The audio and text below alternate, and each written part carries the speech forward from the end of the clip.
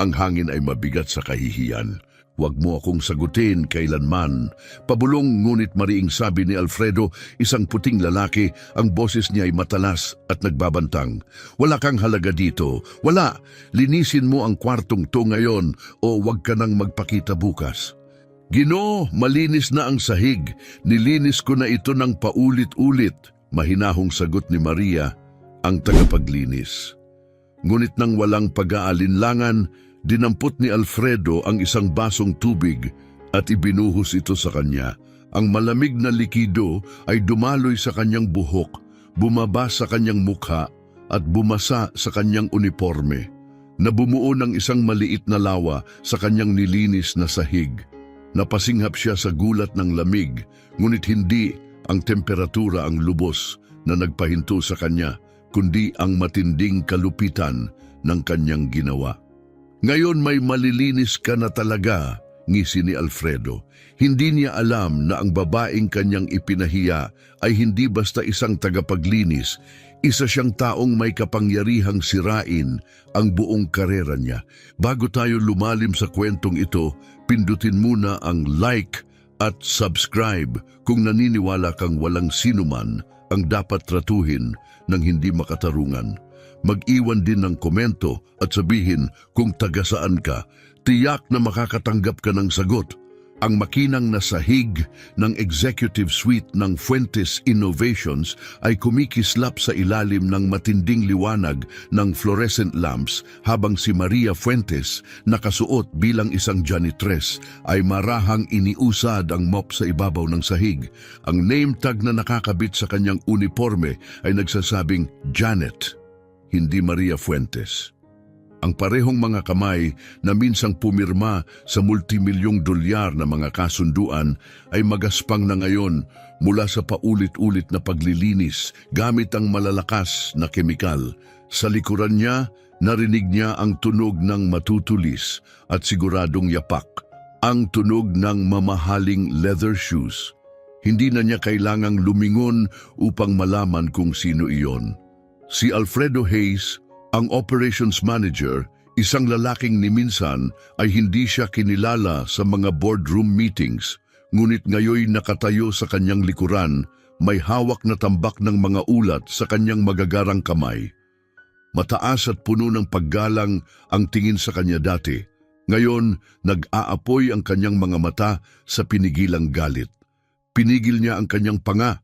Tahimik na dinampot ang nabasang mga papel at nilunok ang pagnanasa niyang ihayag ang kanyang tunay na pagkatao. Ngunit hindi iyon ang plano, hindi iyon ang dahilan kung bakit siya nandito. Si Maria Fuentes, isang 28 taong nagtapos sa Harvard Business School, ay gumawa ng pangalan sa industriya gamit ang kanyang matalas na pag-iisip at makabagong pananaw sa negosyo. Kilala siya sa kanyang talino dahilan upang mapasama siya sa Forbes 30 Under 30. Ngunit ang Fuentes Innovations ay hindi lang isang kumpanya, ito ang pamana ng kanyang ama, isang 5 bilyong fintech empire na itinayo mula sa wala ni Roberto Fuentes. 3 dekada at kalahati ang nakalipas, sinimulan ni Roberto ang negosyo sa kanyang garahe gamit ang 2,000 dolyar na inutang niya mula sa kanyang lola. Bilang isa sa iilang black CEOs sa Silicon Valley, binasag niya ang mga hadlang at itinayo ang kanyang negosyo sa 2 pangunahing prinsipyo, inobasyon at integridad. Ang kanyang pilak-hiblang buhok at malalim na mga guhit sa mukha ay patunay ng dekada ng matinding pagsisikap. Ngunit kamakailan lang may nagbago. Ang atake sa puso 6 na buwan ang nakalipas ang nagpalit ng lahat. Malinaw ang sabi ng mga doktor, kailangan niyang bumagal. Ang 80 oras na lingguhang trabaho na naging bahagi ng kanyang buhay sa loob ng maraming taon ay hindi nakakayanin.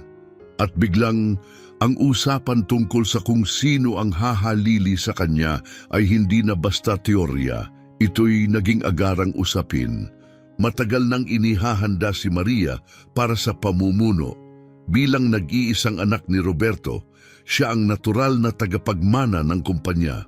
Ngunit may isang bagay na hindi mapalagay ang kanyang ama, Isang bagay na sa wakas ay sinabi nito isang tahimik na hapunan ng pamilya na may tanawin ng lungsod sa likuran ng kanilang modernong tahanan.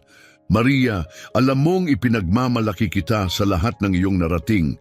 Ani Roberto, ang kanyang malalim na boses ay may halong init at autoridad.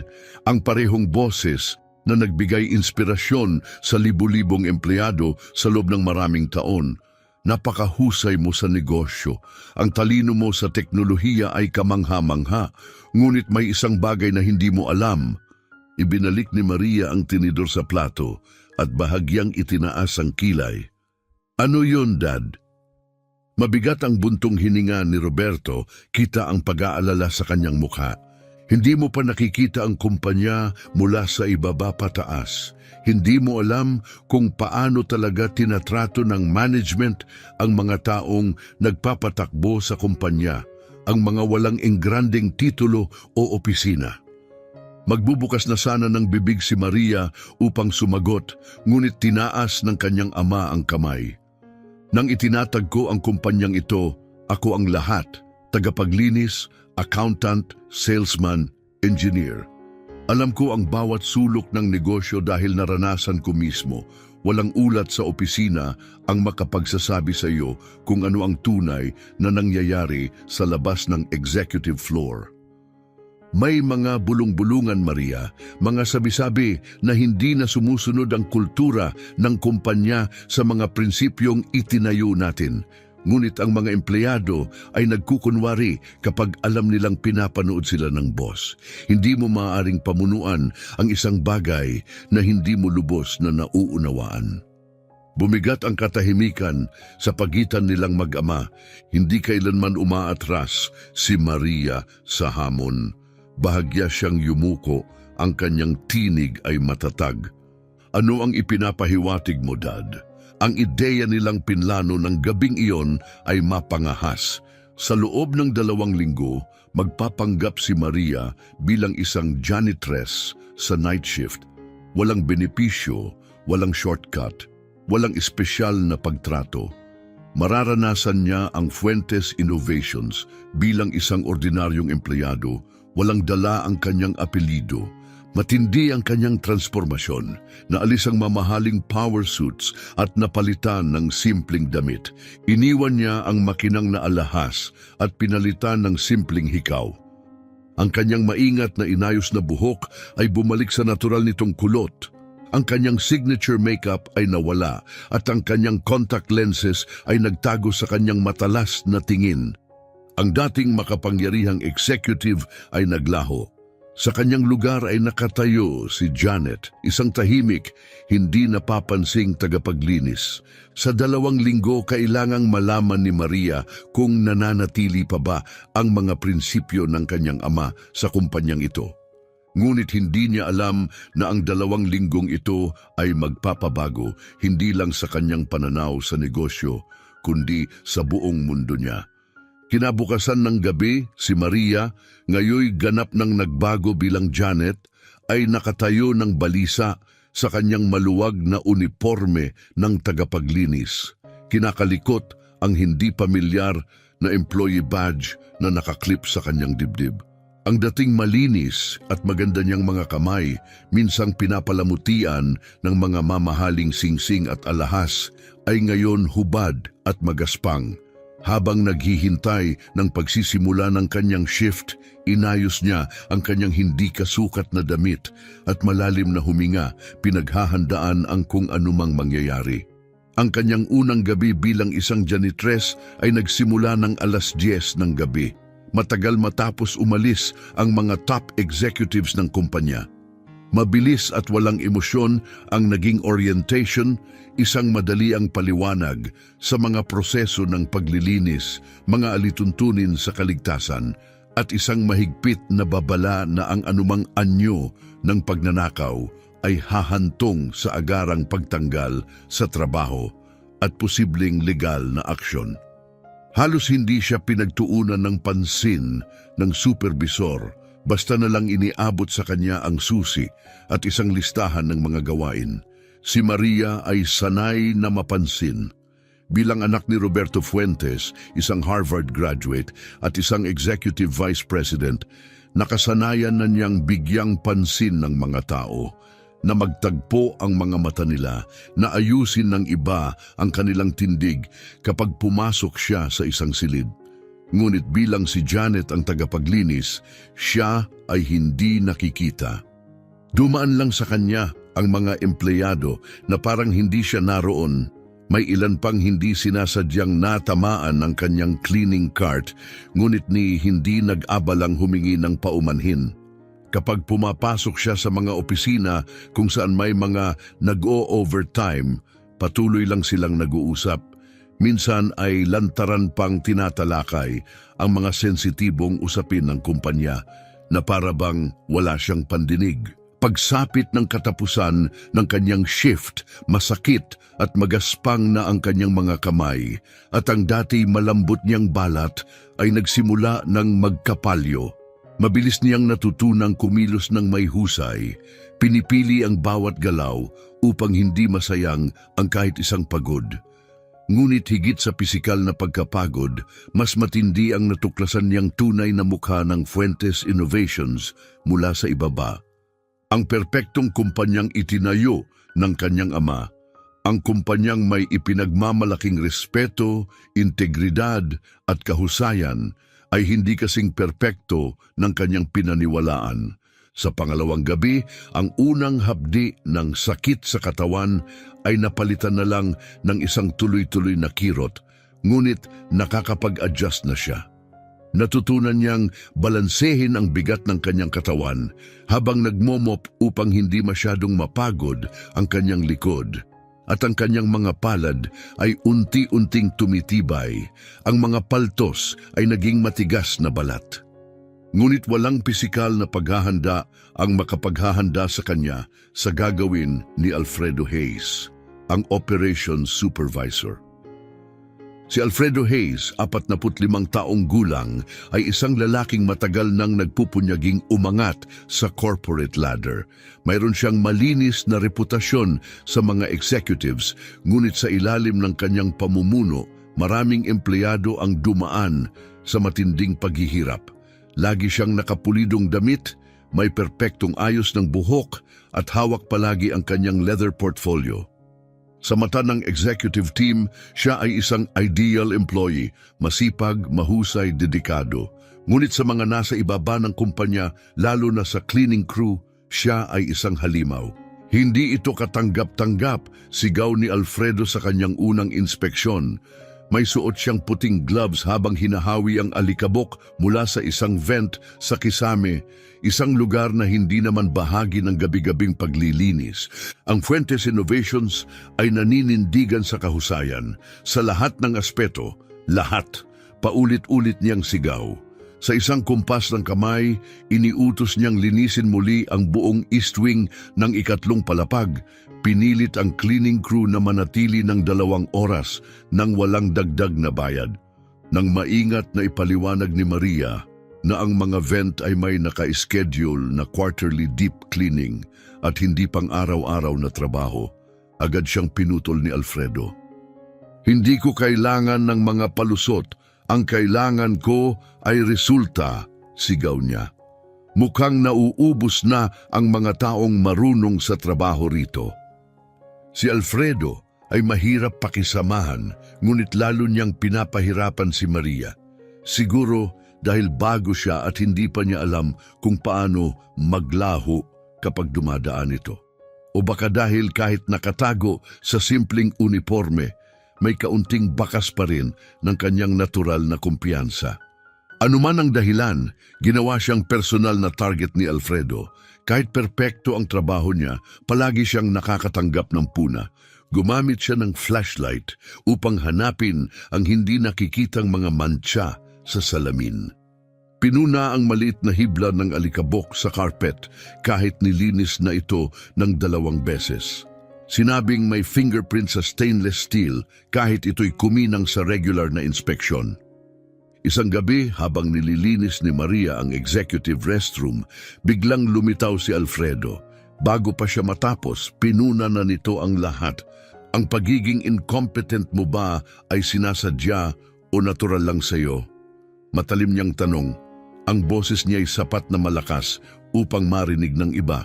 Ito ang dahilan kung bakit dapat na lang palitan kayo ng mga makina, hindi bababa ang kalidad ng trabaho. Si Maria ay napakapit sa mop, pilit nilulunok ang galit na gustong sumabog mula sa kanyang bibig. Bilang isang executive, kaya niyang sirain ang karera ni Alfredo sa isang email. Ngunit bilang Janet ang tagapaglinis, wala siyang magagawa kundi yumuko, humingi ng paumanhin at mangakong gagalingan pa. Napansin ng kanyang mga kasamahan ang pananakit ni Alfredo sa kanya. Isang gabi, matapos ang isa na namang matinding pang-aalipusta, hinatak siya ng isang veteranong janitor, si Darnell, sa isang tabi. "Iwasan mo siya hanggat kaya mo," bulong nito, panay ang sulyap sa paligid. Ang kanyang boses ay may bigat ng karanasan. Marami na siyang nakitang pinatalsik ni Alfredo gamit ang imposibleng pamantayan. Ngunit noong Huwebes ng gabi, isang pangyayari ang nagpakita kung gaano kalayo ang kayang gawin ni Alfredo. Habang nililinis ni Maria ang hallway sa executive floor, halos hating gabi na at halos wala ng tao sa gusali.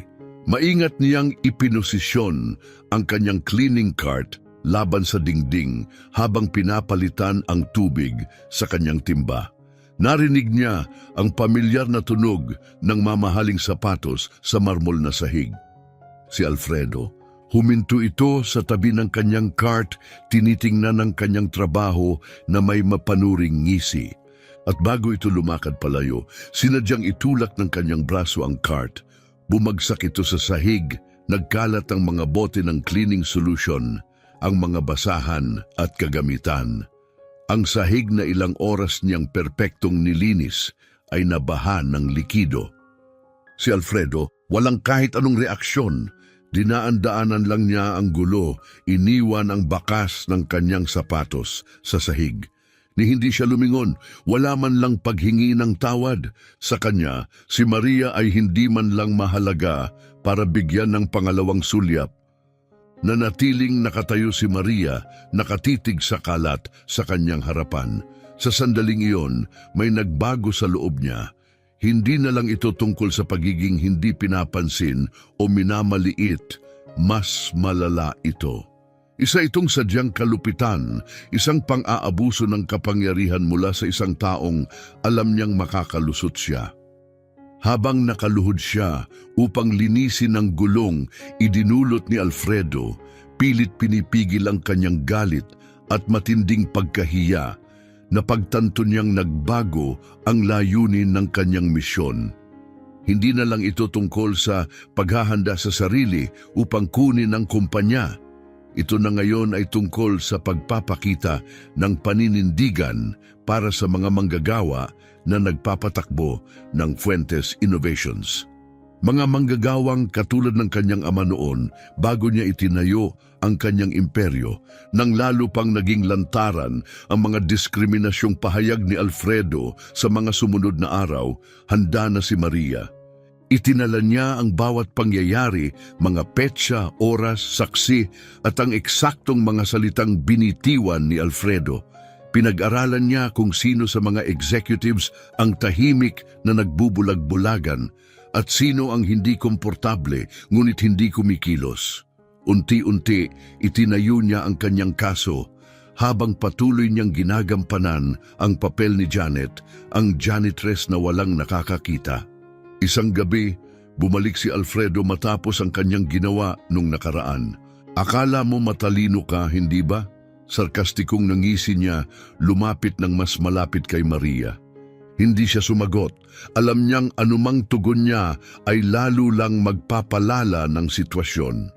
Tahimik siyang nagtipon ng kanyang mga gamit, balak ng lumipat sa susunod na opisina upang iwasan ang anuman pang komprontasyon. "Kinakausap kita," madiing sabi ni Alfredo. Kapag may nagsalita na supervisor, ang tamang sagot ay yes sir o no sir. O hindi ka ba tinuruan ng wastong asal sa putikan na pinanggalingan mo? "Yes sir, sorry sir," sagot ni Maria.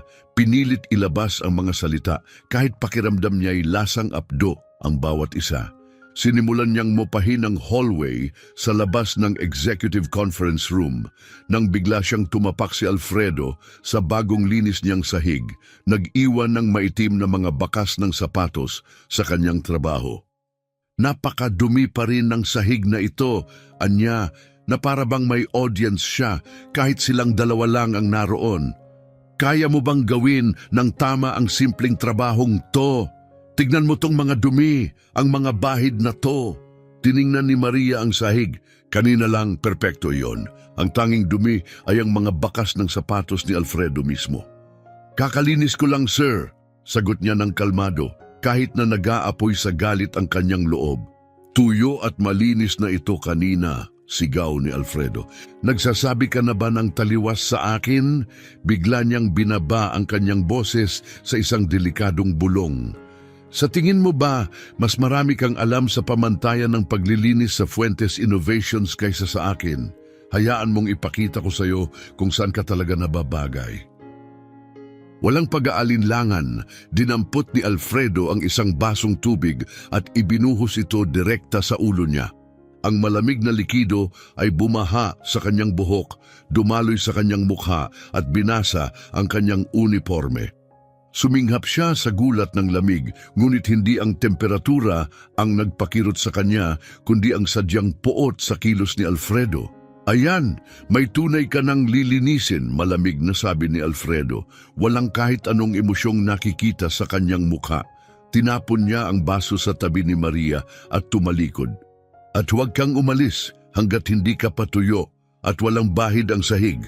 Sisiguraduhin kong malinis ito bago ka mag-time out. Nakatayo si Maria, ang tubig ay tumutulo mula sa kanyang buhok at uniforme, bumubuo ng mga maliit na puddle sa kanyang paanan. Mas matindi pa ang pagpapahiya kaysa sa galit. Sa sandaling iyon, hindi siya isang executive, hindi isang Harvard graduate, hindi rin siya si Janet, ang janitress. Siya ay isang taong trinato na parang wala siyang halaga, ng isang taong naniniwalang hindi siya kailanman haharap sa anumang kaparusahan.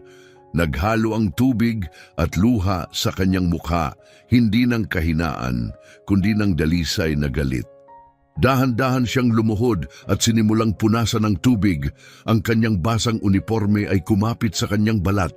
Ngunit habang ginagawa niya ito, nangako siya sa sarili, haharapin ni Alfredo Hayes ang kanyang kaparusahan, hindi lang para sa ginawa niya kay Maria, kundi para sa lason na ipinakilala niya sa kumpanyang itinatag ng kanyang ama.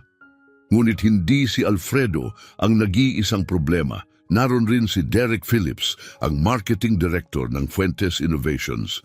Sa edad na 42, si Derek ay sumasalamin sa typical na creative executive. Suot ang mamahaling salamin, may artfully tousled na buhok, at mga branded na suit na mukhang magara ngunit hindi sobrang corporate. Nakilala ni Maria si Derek noong 2 linggo niya bilang janitress. Nasa cleaning rotation niya ang kanyang opisina at kung dapat ay 20 minutong paglilinis lang ito, tumagal ito ng higit 3 oras. Dahilan upang maghabol siya sa natitirang bahagi ng kanyang shift. Pagpasok niya sa opisina ni Derek bandang 10:00 ng gabi, abala pa rin ito sa kanyang computer. Hindi tulad ng ibang executives na walang pakialam sa janitors, agad itong nagsalita. Ayos, nandito ka na, sabi niya, hindi inaalis ang mata sa screen. Kalat ang opisina na to, kailangan ng deep clean. Tiningnan ni Maria ang paligid. Malinaw na hindi ito isang kalat, may ilang baso ng kape sa lamesa, nakasalansan ng mga papel at bahagyang may alikabok.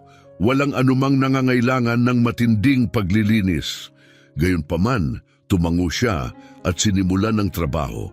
Habang naglilinis siya, pinagmasdan siya ni Derek, palihim na tinitingnan ang kilos niya habang nagtatrabaho.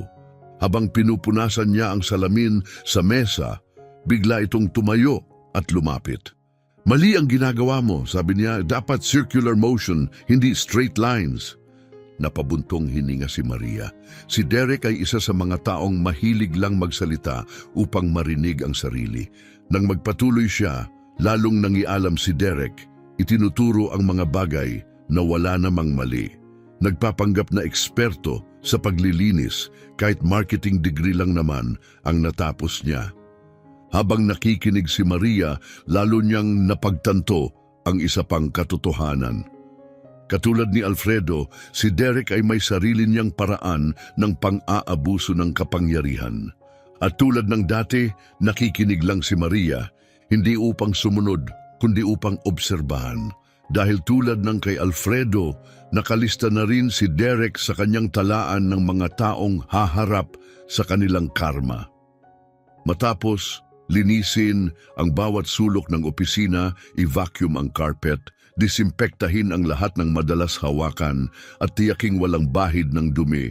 Pinanood ni Maria si Derek habang gumagawa ng kanyang dramatikong inspeksyon.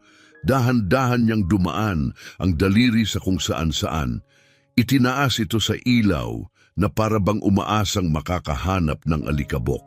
Hindi ito pwede, anya umiiling ng tila labis ang pagkadismaya. May smudges pa rin sa bintana, may lint sa carpet, at nilinis mo ba talaga ang ibabaw ng mga picture frames? Kailangan mong ulitin at gawin ito ng tama. Tumingin si Maria sa malinis na opisina, pilit pinipigil ang kanyang pagkainis. Walang kahit anong mali sa alinmang bahagi ng sinabi ni Derek, ngunit bilang si Janet ang tagapaglinis, wala siyang autoridad upang sumagot. Nilunok niya ang kanyang pride, tumango at mahinang sinabi, "Yes sir," bago muling sinimulan mula sa umpisa ang paglilinis. Bumalik si Derek sa kanyang desk at sa isang saglit nakita ni Maria ang banayad na kislap ng kasiyahan sa kanyang mukha bago siya bumalik sa kanyang trabaho. Ngunit sa pagkakataong ito, mas naging maingat si Maria. Pinunasan niya ng mas mabuti ang bawat sulok. Siniguradong walang mantsa ang mga bintana. Binakante ang carpet ng pulidong-pulido. Handa na siya sa panibagong paghahanap ng mali. Ngunit pagkatapos niyang matapos, inuulit lang ni Derek ang kanyang dati ng gawi. Ngayon, iba naman ang kanyang reklamo. May alikabok pa rin sa baseboards, aniya, kahit nakakarampot lang ang alikabok na maaaring makita ng mata. At hindi maayos ang desk ko. Pinilit ni Maria na huwag ipakita ang kanyang inis, ipinagbabawal sa cleaning crew ang galawin ang personal na gamit o papel ng empleyado. Ngunit sinadya ni Derek na iparamdam sa kanya na wala siyang alam at walang silbi ang kanyang trabaho. "At ano yang amoy na yan?" Dugtong niya kunwaring nasusuka. "Mali ba ang ginamit mong cleaning solution? Dapat amoy malinis at presko ang opisina ko, hindi amoy kemikal." Paulit-ulit na ganito ang naging sistema ni Derek, hindi siya kailanman makukontento at kahit gaano kahusay ang paglilinis, lagi siyang mag-iimbento ng reklamo. Nang sa wakas ay pinakawalan siya ng isang walang pakialam na "that's better", madaling araw na, malayo na siya sa tamang oras ng kanyang susunod na tasks. Napagtanto ni Maria na hindi lang ito nangyari sa kanya, ganito talaga ang estilo ni Derek. Pinaulit-ulit niya ang trabaho ng mga tagapaglinis para lang ipakita ang kanyang kapangyarihan. Sinadya niyang gawing mahirap ang kanilang trabaho. Nilagyan niya ng peligro ang kanilang gawain, pinapatumba ang basurahan upang matapon ang laman, o ikinalat ang paper clips sa bagong linis na sahig dahil lang kaya niya. Matapos ang insidenteng ginawa ni Alfredo, napagpasyahan ni Maria na subukan ang proseso ng pagre-report ng kumpanya. Kung totoong pinahahalagahan ng Fuentes Innovations ang dignidad at respeto, tulad ng ipinagmamalaki nito sa kanilang corporate mission statement, tiyak na aaksyonan ng human resources ang ganitong mga pang-aabuso. Ang pinakaangkop na lapitan, si Kay Mitchell, ang HR Director. Si Karen Mitchell, isang babae sa kanyang kalagitnaang 40, ay nagpakita ng imahe ng pagiging palakaibigan at madaling lapitan. Nakasuot siya ng business casual na mas mukhang casual kaysa sa business. Ang pinto ng kanyang opisina ay may rainbow sticker at isang sign na nagsasabing safe space. May mga employee support posters sa buong kumpanya na may kanyang larawan at slogan na "Talk to me, your voice matters." Mukhang tunay na bukas ang kanyang pintuan para sa mga empleyado. Dahil dito, ginamit ni Maria ang kanyang lunch break kinabukasan upang lumapit kay Karen at iulat ang ginawa ni Alfredo. Pinakinggan ni Karen ang kanyang kwento. Habang nagsasalita si Maria, tumango-tango ito, halatang nakikinig. Ngunit pagkatapos ng kwento, bumuntong hininga si Karen at marahang hinawakan ng kamay ni Maria isang kilos na parang nangangako ng pag-unawa, ngunit may halong patronizing na pakiramdam. Una sa lahat, salamat sa pagdadala nito sa aking atensyon, panimula niya, sa boses na sobrang pulido sa corporate speak. Sineseryoso namin ang lahat ng hinaing ng empleyado dito sa Fuentes Innovations. Ngunit sa palagay ko, maaring may kaunting hindi pagkakaunawaan sa workplace dynamics dito, dugtong niya, nagpapahiwatig na wala talagang gagawin tungkol sa reklamo ni Maria. Isa ka lamang tagapaglinis at kailangan mong maintindihan ang iyong lugar sa kumpanyang ito. Mensahe, hindi ka mahalaga. Walang pakialam ang kumpanya sa dignidad mo. Tumango si Maria ng magalang, bagaman nagngangalit ang kanyang damdamin sa loob. Habang paalis siya, nagbigay pa si Karen ng huling payong kunwari. Mataas ang standards ni Alfredo sa kalinisan, sabi niya, tila isang guro na nagbibigay ng babala. Alam kong matalas siyang magsalita pero payo ko lang, ituon mo na lang ang sarili mo sa trabaho imbes na damdamin ito. Sa corporate world, mahalaga ang pagiging matibay. Habang lumalabas si Maria sa opisina, tiningnan niya ang safe space sign sa pinto. Ang mga salitang yon ay pakitang tao lamang. Walang saysay ang pangakong yon sa mga trabahador na hindi nila pinapansin. Ang hindi alam ni Karen, lihim na ni-record ni Maria ang buong pag-uusap. Ang audio file na iyon ang magiging ebidensya kung paano sistematikong binabaliwala ng kumpanya ang hinaing ng kanilang mga manggagawang hindi nakikita.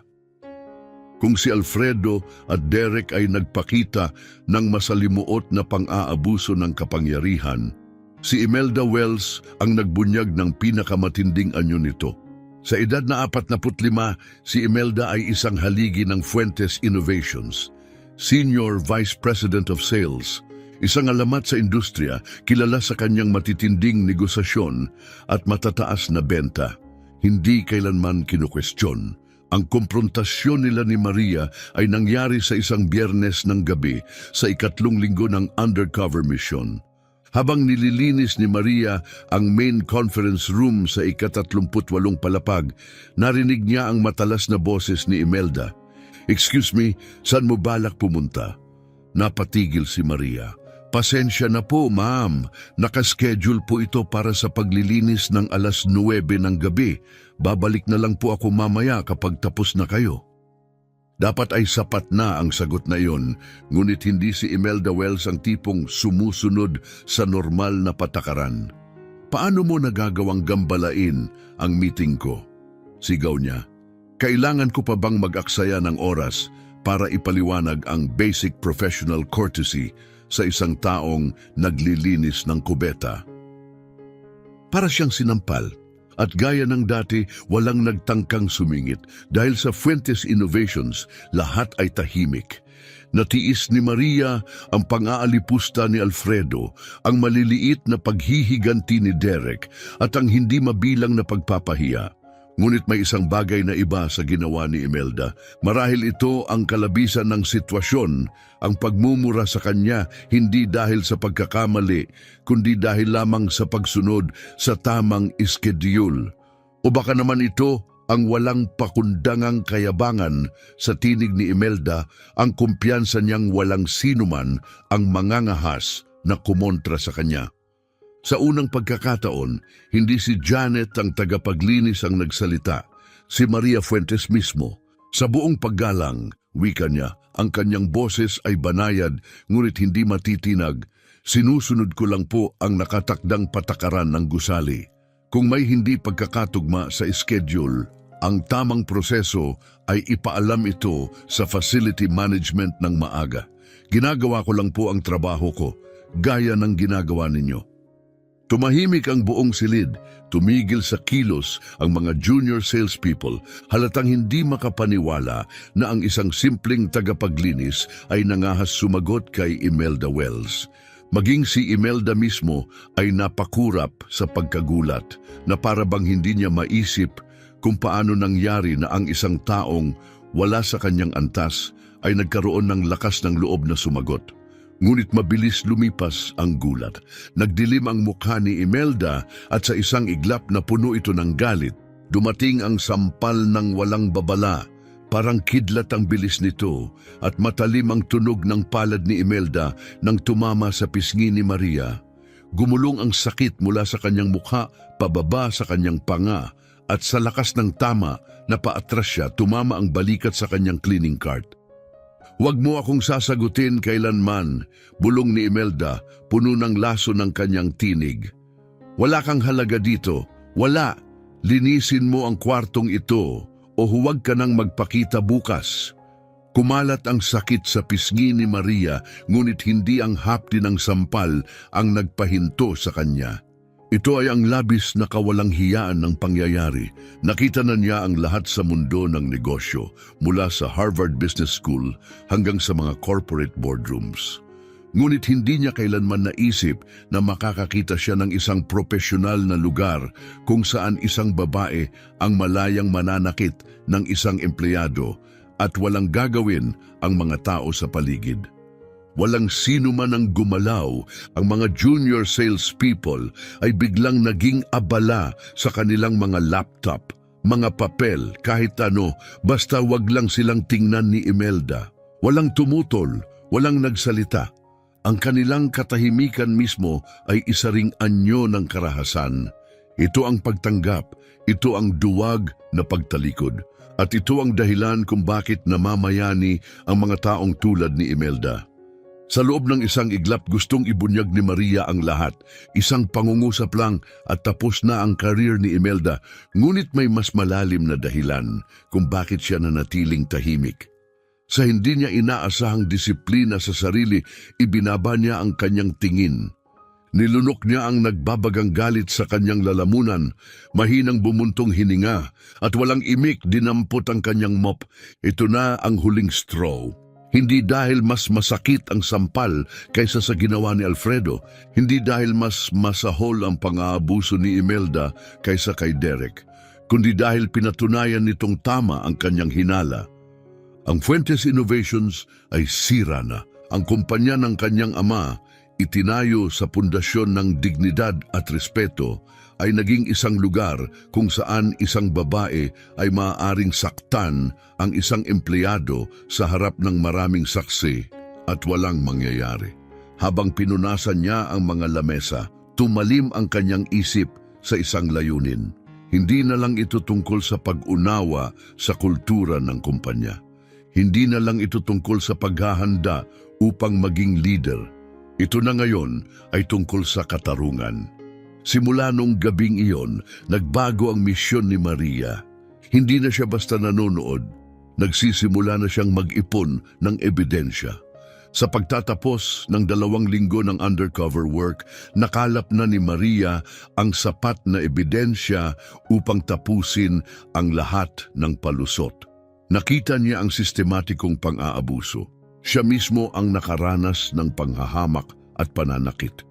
Nasaksihan niya kung paano tinatakpan o hinahayaang mangyari ito ng mga nasa posisyon. Alam niyang panahon na upang umaksyon. Gamit ang kanyang cleaning cart bilang perpektong taguan, itinago niya ang isang maliit na kamera at digital voice recorder sa pagitan ng mga bote ng panlinis at basahan. Ang kanyang telepono ay tahimik niyang ginamit upang kumuha ng mga litrato ng mga dokumentong iniwan sa mesa. Tuwing gabi, may bago siyang misyon, Patuloy siyang naglinis na parang dati, ngunit sa bawat paglipat niya ng mop, may lihim siyang iniipon, mga pag-uusap, mga larawan at mga patunay ng tunay na kultura ng kumpanya. At hindi nagtagal, natuklasan niya ang mas malalang sikreto. Si Alfredo, Derek at Imelda ay hindi lang mapang-abuso, sila rin ay magnanakaw. May lihim silang ninanakaw na pondo mula sa mga pasahod ng mga mabababang empleyado. May ebidensya ng corporate espionage. Nagbibigay sila ng sensitibong impormasyon sa mga kakumpetensya. Lahat ng ito ay upang pilitin ang kanyang ama na bumaba sa posisyon bago pa man maisakatuparan ang kanyang planong paghalili. Sa gabi ng Biyernes, ang huling gabi ng kanyang undercover mission, handa na siyang ipakita ang katotohanan. Natapos niya ang kanyang shift, sinigurong walang nakasunod sa kanya at naglakad palayo sa gusali ng Fuentes Innovations. Pumasok siya sa isang pampublikong restroom. Paglabas niya, si Janet ang tagapaglinis ay wala na. Tinanggal niya ang kanyang headscarf, inilantad ang kanyang natural na buhok, nakaayos ng perpekto. Pinalitan ang kanyang simpleng uniforme ng isang eleganteng designer ensemble. Ibinalik ang kanyang signature glasses at ang kanyang mukha, walang makeup sa loob ng 2 linggo, ay muling naging mahinhing ngunit kapangyarihang executive level. Si Maria Fuentes ay bumalik. Sumakay siya sa isang sasakyan at ibinigay ang destinasyon. Isang pamilyar na address, ang tahanan ng kanyang ama sa Hillcrest. Sa sprawling modernist mansion, naghihintay si Roberto Fuentes. Nakaupo ito sa kanyang home office, seryoso ang ekspresyon. Alam niyang may nagbago. Huminga ng malalim si Maria, panahon na upang sabihin ang lahat. At kapag natapos na siya, magsisimula ang pagbagsak ng lahat ng nagkasala. Mukha kang pagod na pagod, obserba ni Roberto Fuentes, may tahimik na pag-aalala sa kanyang tinig habang pinag-aaralan ang mukha ng kanyang anak. Hindi bilang isang CEO, kundi bilang isang ama. Oo, pagod ako. Aminado ni Maria, may malalim na buntong hininga, pero hindi lang ito pisikal na pagod. Ang mga natuklasan ko, hindi lang nakakapagod, nakakapanghina rin ng loob. Sa loob ng 3 oras, isa-isa niyang inilatag ang kanyang mga ebidensya. Sa tulong ng kanyang laptop, ipinakita niya mga email at performance evaluations na nagpapakita ng diskriminasyon, mga financial records na may malinaw na ebidensya ng korupsyon, mga video na nagpapakita ng pang-aabuso sa mga empleyado. Habang pinapanood ni Roberto ang footage ng sampal ni Imelda kay Janet, napakuyom ang kanyang kamao. Nang makita niya si Alfredo na walang pakundangang nagbuhos ng tubig sa isang empleyado, nanigas ang kanyang panga, nagpupuyo sa galit. Lubos nilang pinagtaksilan ang lahat ng pinaninindigan ng kumpanyang ito. Aniya, ang kanyang boses mababa ngunit puno ng tensyon. Lahat ng pinagpaguran ko, lahat ng pinaniwalaan ko. Tumango si Maria, alam niyang hindi lang ito tungkol sa kanyang personal na karanasan. Ito ay tungkol sa mga prinsipyong itinayo ng kanyang ama at kung paano ito nilapastangan. Ang tunay na tanong, wika niya, ay paano natin ito aayusin sa paraang magdadala ng tunay at pangmatagalang pagbabago. Magkasamang nagbalangkas ng estratehiya si Maria at Roberto. Lunes ng umaga, tatawag si Roberto ng emergency board meeting. Ang dahilan? Mahalagang internal na usapin. Sino ang kailangang dumalo? Lahat ng pangunahing executive na sangkot, Alfredo, Karen, Derek, Marcus at Imelda. Ano ang alam ng board? Isang pangkalahatang ideya ng problema, ngunit hindi ang buong ebidensya. Kapag dumating ang tamang oras, saka lang nila malalaman ang buong katotohanan. Upang mapanatili ang ilusyon, magpapanggap pa rin si Maria bilang si Janet sa huling pagkakataon.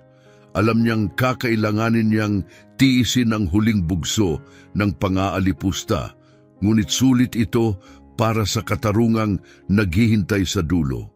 Habang nagbabalangkas sila ng plano, umabot ang kanilang usapan hanggang hating gabi. Bago siya umalis, mahigpit siyang niyakap ni Roberto, higit pa sa karaniwan nilang yakapan bilang mag-ama. Akala ko, matututo ka ng tungkol sa leadership mula sa karanasang ito, Anya. May bahagyang ngiti. Pero ngayon, ikaw ang nagtuturo sa akin. Anuman ang mangyari sa Lunes, tandaan mo, ipinagmamalaki kita. Hindi lang bilang anak ko kundi bilang kinabukasan ng Fuentes Innovations. Linggo ng gabi, lahat ng piraso ay nasa tamang lugar. Naabisuhan na ang board. Handa na ang ebidensya, na brief na ang security upang tiyakin ang ligtas at maayos na paghawak sa anumang magiging gulo. Wala nang natitira kundi ang huling yugto. Sumikat ang araw ng maliwanag at malinaw. Sa labas ng Fuentes Innovations Tower, kumikintab ang salamin nito sa sikat ng araw. Ito ang pinakamahalagang araw sa kasaysayan ng kumpanya. Binalik ni Maria ang kanyang uniforme bilang janitress. Ito ang kanyang huling shift bilang si Janet ang tagapaglinis. Habang dumarating ang mga empleyado, walang sino man ang may ideya kung anong bagyo ang paparating. Si Maria, kasama ang kanyang cleaning cart, ay naglakad patungo sa ika-42 palapag, ang executive boardroom. Doon magaganap ang lahat. Ang boardroom ay isang malawak na silid. May mahabang makintab na walnut table na papalibutan ng mamahaling leather chairs. Sinimulan niyang linisin ang silid, dahan-dahang pinupunasan ng bawat sulok. Nang biglang pumasok si Alfredo, "Anong ginagawa mo rito?" Sigaw niya, may hawak na briefcase sa isang kamay at tasa ng kape sa kabila. "Naka-assign po ako upang linisin ang silid na ito, sir," sagot ni Maria, gamit ang magalang at sunod-sunurang tono na sanay na siyang gamitin. "Dapat perpekto ito. Kung may makita akong kahit isang butil ng alikabok, tanggal ka," babala ni Alfredo, may pananakot sa kanyang tinig. "Opo, sir," sagot ni Maria, kahit alam niyang ilang oras na niyang nalinis ito ng walang kapintasan. Ang mga executive at board members ay nagsimula ng dumating. Halata sa kanilang mukha ang pagkalito at kaba sa biglaang meeting. Si Roberto ang huling dumating at sa kanyang pagpasok, bahagyang nagtagpo ang kanilang mga mata ni Maria. Isang tahimik na sulyap, isang lihim na pagpapalitan ng pag-unawa. Bumalik si Alfredo para sa kanyang inspeksyon. Pinadaan niya ang kanyang daliri sa bintana, kunwaring may nakita siyang dumi. Tumingala siya sa kisame, kunwari may alikabok. "May mga bahid pa rin sa bintana," anya, "kahit kumikintab ito sa kalinisan. At hindi mo man lang inayos ang mesa, tamad ka talaga." Alam ni Maria, ginagawa lang ito ni Alfredo upang ipahiya siya sa harap ng mga executives. Ngunit hindi na magtatagal ang kanyang kapangyarihan. Sa isang kumpas ng kamay, tumahimik ang buong silid. Naupo si Roberto sa pinuno ng lamesa. Matatag ang kanyang boses nang magsalita. "Tinawag ko ang emergency meeting na ito upang talakayin ang isang seryosong issue sa kultura ng ating kumpanya," anya, matigas at direkta. "Sa nakaraang buwan, nakakalap ako ng nakakabahalang ebidensya na nagpapakita na tayo ay lumihis mula sa mga prinsipyong itinayo ng kumpanyang ito." Bumigat ang katahimikan sa loob ng boardroom. Nagsimula ng magpalitan ng tingin ang mga executives. Si Karen mula HR, umayos ng upo handang magkunwaring concern. Si Derek na dati mayabang, ngayon ay kinakabahan, pinipitik ang daliri sa mesa. Si Marcus, halatang pawisan, paulit-ulit na inaayos ang kanyang kurbata. Si Imelda hindi pa rin nagpapakita ng emosyon, ngunit ang laro ay nagbago na, ang paghuhukom ay dumating. "Lumayas ka," sigaw ni Alfredo, ang boses niya ay matalim sa inis. "Ito ay kumpidensyal na usapan ng kumpanya. Dumating na ang sandali, ang rurok ng 2 linggong pagtitiis, masusing dokumentasyon at matiyagang paghihintay." Sandaling lumipad ang tingin ng bawat isa sa silid patungo sa tahimik na tagapaglinis sa kanyang kulay abong uniforme. Inaasahan nilang susunod siya, susuray palabas gaya ng dapat sa isang pangkaraniwang janitor. Ngunit hindi kumilos si Maria. Sa halip, mahinahon niyang isinandal ang kanyang mop sa dingding, itinaas ang kanyang tindig at hinarap ang mga executive na may tahimik ngunit hindi matinag na autoridad. Direktang tiningnan niya si Alfredo. At sa isang boses na puno ng kumpiyansa, hindi na ang pahambol na tono ni Janet ang tagapaglinis, kundi ang matatag na tinig ng isang leader. Siya'y nagsalita. Sa totoo lang, Alfredo, sa tingin ko mas mabuting ako ang manatili rito. Ikaw yata ang hindi nakakaintindi kung ano talaga ang nangyayari. Sa mabagal ngunit tiyak na kilos, tinanggal niya ang kanyang headscarf, hinayaan ang kanyang natural na kulot na buhok na lumaylay sa kanyang mukha. Hinubad niya ang salamin na bahagi ng kanyang pagbabalat kayo at isinuot ang kanyang designer frames mula sa kanyang bulsa. At sa huling kilos ng kanyang nakaplanong revelasyon, ibinaba niya ang zipper ng kanyang kulay-abong uniforme. Ibinunyag ang isang matalim na blazer at blouse na may maingat na pagkamakinis. Ang transformasyon ay nakamamangha, dahan-dahan, nagising ang pagkilala sa kanilang mga mukha. Nakatrabaho na nila si Maria Fuentes. Naka-attend na sila ng mga meeting kasama siya, nagre-report sila sa kanya. Ngunit ni minsan, hindi nila nakita si Janet. Dahil sa kanila, ang mga janitor ay hindi mga tunay na individual, mga aninong dumadaan lamang. Ako si Maria Fuentes, aniya, bagamat hindi na ito kailangan pang sabihin. At bilang kahalili ng aking ama, ako na ang bagong CEO ng Fuentes Innovations. Nanlumo ang buong silid, naka-freeze ang mga executive. Ang kanilang mga ekspresyon ay nagsimula sa hindi makapaniwala hanggang sa dalisay na takot. Inabot ni Maria ang isang maliit na remote mula sa kanyang bulsa. Isang pindot lang at lumitaw sa screen ang mga ebidensyang inilaan niya sa loob ng ilang linggo. Narito ang aking natuklasan, isang nakalalasong kultura na salungat sa lahat ng ipinangangalandakan ng kumpanyang ito. Naglaro ang unang video. Si Alfredo Hayes kitang-kitang nagbubuhos ng tubig kay Janet. Ang timestamp at camera angle ay walang puwang para sa anumang palusot. Namutla si Alfredo, kitang-kita niyang sa harap ng lahat, walang itinatagong mukha, siya mismo ang nagpakita ng kanyang kalupitan. Hindi yan ang buong konteksto. Sigaw niya, nabubulol sa pagtatangkang ipagtanggol ang sarili. Naging bastos siya sa akin. At ang pagbubuhos ng tubig sa empleyado ay isang anyo ng pananakit, sagot ni Maria, ang kanyang boses na nanatiling kalmado. Walang sitwasyong makakapagbigay katwiran diyan. Sumunod ang sunod-sunod na ebidensya. Si Derek Phillips paulit-ulit na pinapalinis ang parehong mesa, hinahanapan ng hindi umiiral na kapintasan, isang pagpapakita ng kanyang pagka-power tripper. Walang nagawa si Derek kundi pigilan ang sarili niyang magsalita. At sa huling pagtatangka ng pagsisinungaling, si Imelda Wells. Napakadistorbo nito, singhal niya. Malinaw na inedit ang mga footage. Ngunit bago pa siya matapos, lumipat na si Maria sa susunod na slide. Isang ibang camera angle ng parehong pangyayari, ang eksaktong sandali kung saan sinampal ni Imelda si Janet.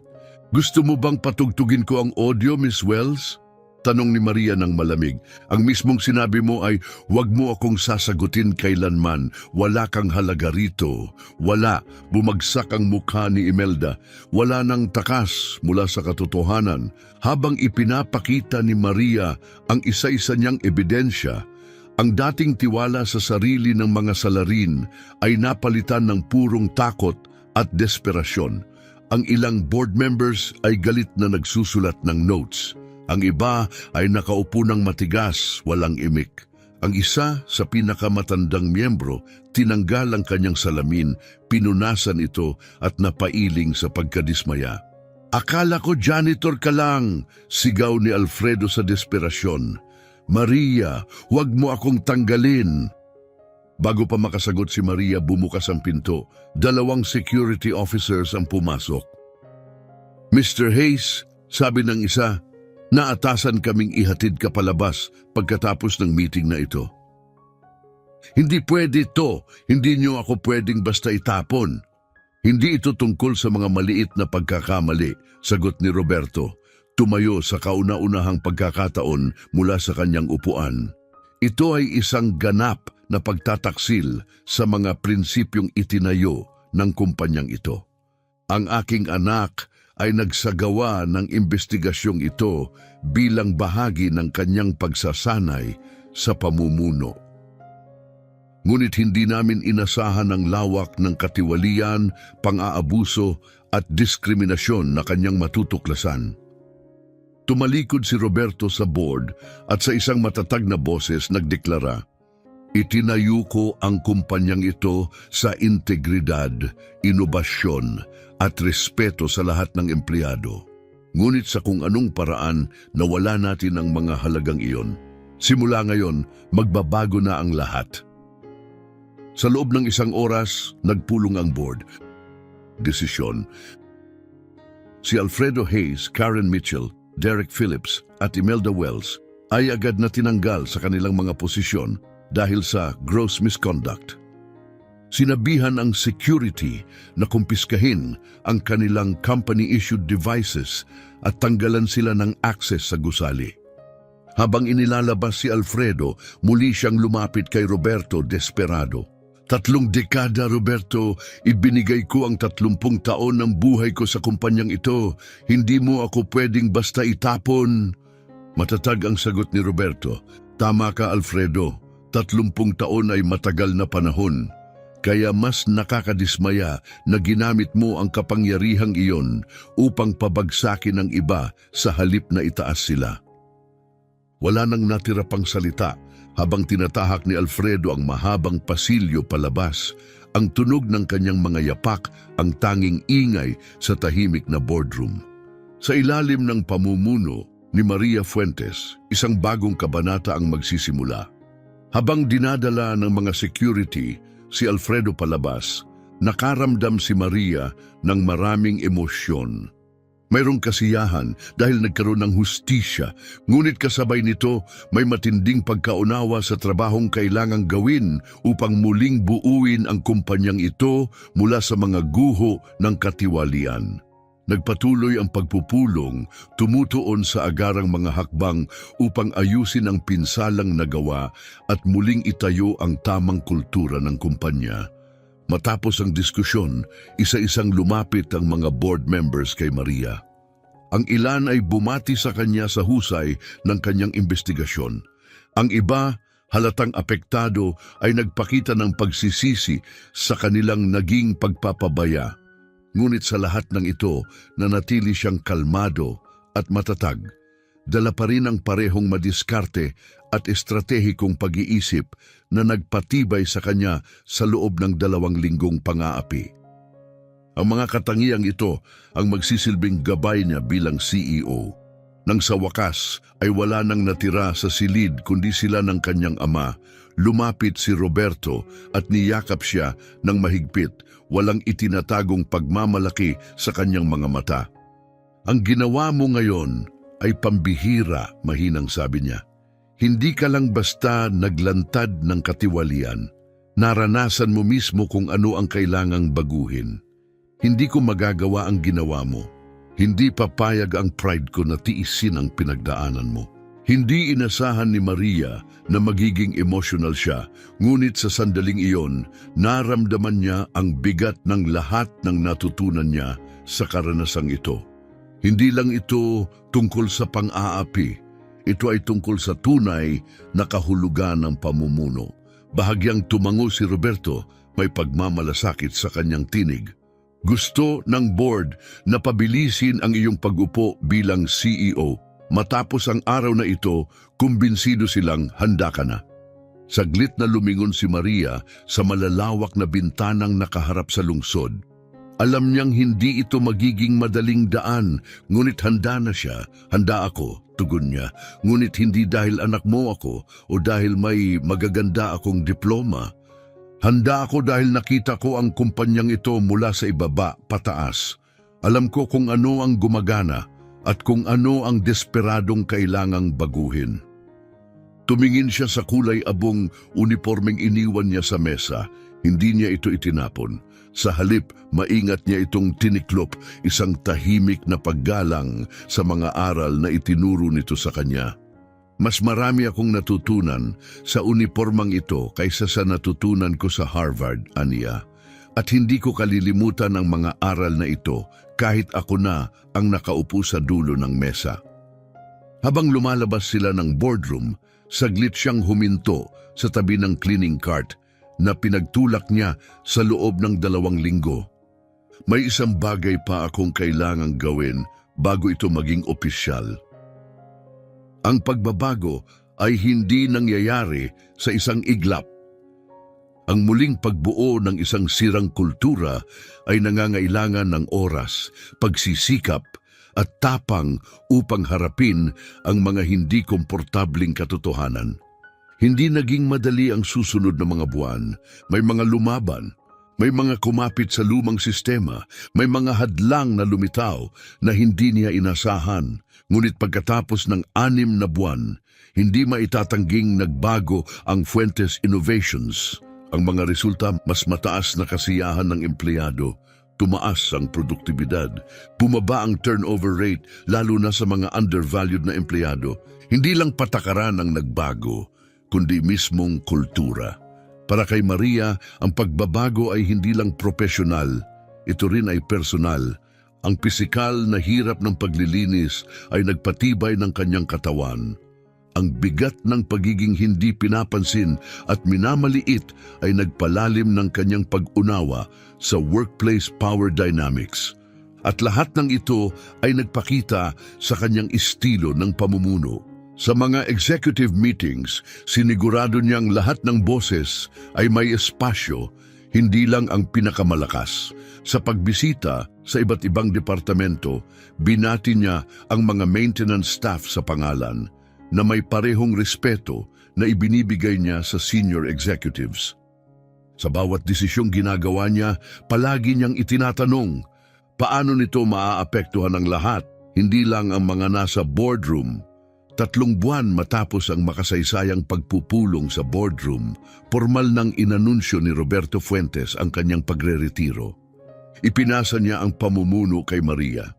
Sa ilalim ng kanyang pamamahala, hindi lang lumago ang Fuentes Innovations, naging huwaran ito ng integridad, inobasyon at respeto.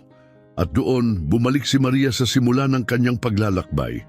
Mula sa pagiging isang hindi nakikitang empleyado hanggang sa pagiging CEO na tunay na nakakaunawa sa halaga ng bawat manggagawa. Kung nagustuhan mo ang kwentong ito, huwag kalimutang i-like ang video at pindutin ang subscribe button. Kita-kits sa susunod na kwento.